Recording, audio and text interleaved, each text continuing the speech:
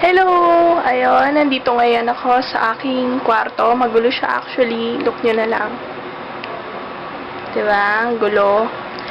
Anyway, andito ako ngayon dahil mumukmuk ako. Charot. De, lobat na yung cellphone. Anyway, kasi may bisita sa labas. So, ayoko naman kasali sa kanila. So, dito na lang ako sa kwarto.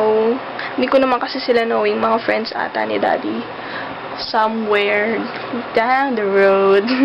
Ayun. Mamaya ko nare-replyan yung mga ka-text ko. Dahil ginagawa ko tong video na to. Wala akong magawa. Ayun lang. Mag-hi lang ako sa lahat ng friends ko. And advance happy Valentine's sa mga may mga ka-date dyan. Ever chuba-chuba Chenes. Swerte. Ako ka-date ko si syempre si mommy and daddy, and syempre kay Kad. Sold na ako doon, di ko naman na kailangan ng ever eh. So, tumatawa lang aming dog. Tingin ko, wala na yung bisita. Yay! Palakpakan. So, ayun, gogora na ako. Bye-bye. Kakain ako dinner.